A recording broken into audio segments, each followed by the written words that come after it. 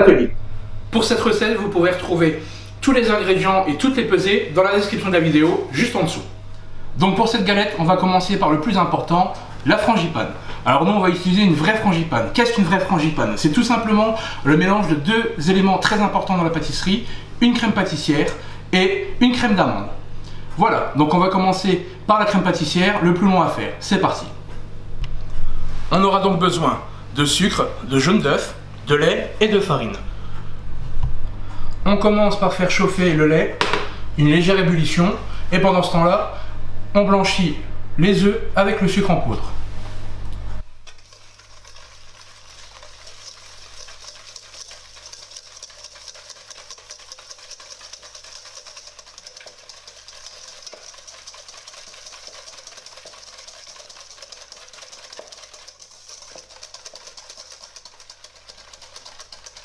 On ajoute ensuite la farine.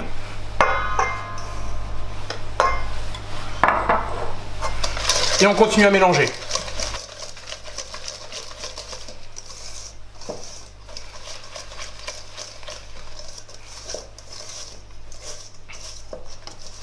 Maintenant que le lait bout, on ajoute notre lait à notre mélange.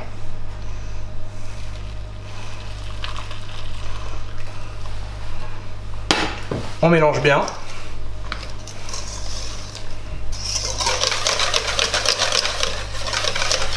Ensuite, on remet le tout dans notre casserole.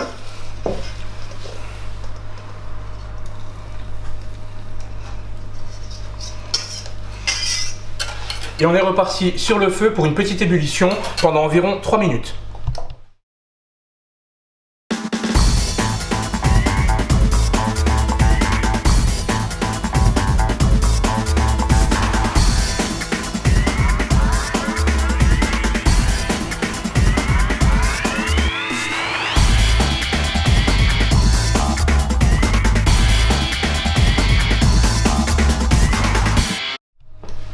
Une fois que la crème pâtissière a bien épaissi, on va la refroidir.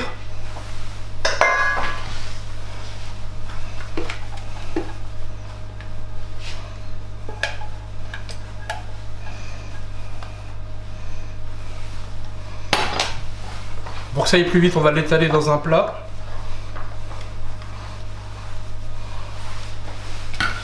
Avec une feuille de papier film au contact de la crème pour éviter la formation d'une croûte. On passe maintenant à la deuxième étape, la crème d'amande. Donc on va commencer par mélanger le sucre et le beurre. Je vous conseille de sortir le beurre en avance pour qu'il soit mou, pour que ce soit beaucoup plus simple. Un beurre pommade, c'est beaucoup plus facile à travailler.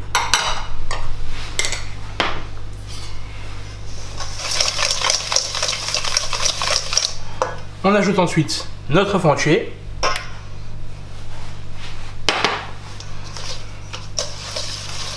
Et on continue de mélanger.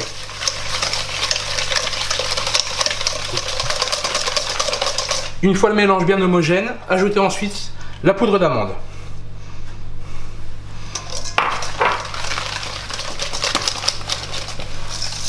Voilà, notre crème d'amande est prête. On va donc maintenant incorporer 100 g de crème pâtissière à notre crème d'amande pour la transformer en frangipane.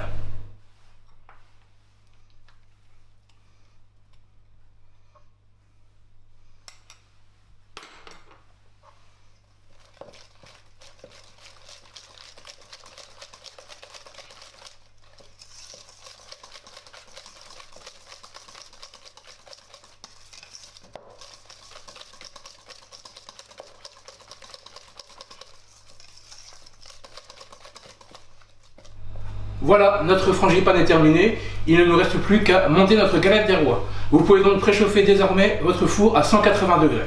Pour ce montage, on aura besoin de 2 pâtes feuilletées, de notre frangipane bien sûr, 2 blancs d'œufs et 2 dorures. Donc un petit jaune d'œuf avec un petit peu d'eau suffira. On commence par verser notre frangipane sur le premier disque de pâte feuilletée jusqu'à environ 3 cm du bord. Étaler avec une cuillère afin d'arriver à 3 cm du bord de la pâte feuilletée environ. Pas oublier l'étape ultime de la galette des rois. Bien sûr, la fève.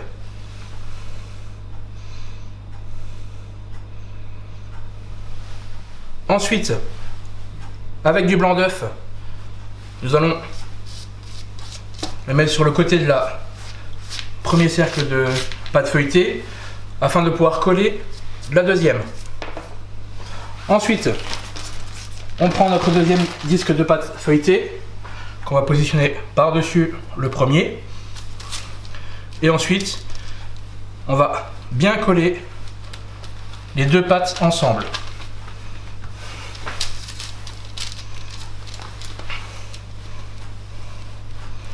N'hésitez pas à bien appuyer.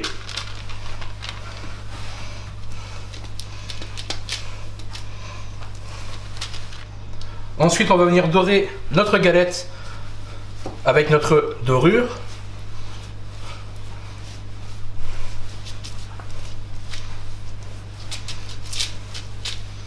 Avec la pointe d'un petit couteau, on va faire quelques rainures afin de faire une petite décoration. Notre galette est prête, il ne reste plus que la cuisson. C'est parti, on enfourne à 180 degrés pendant environ 30 minutes.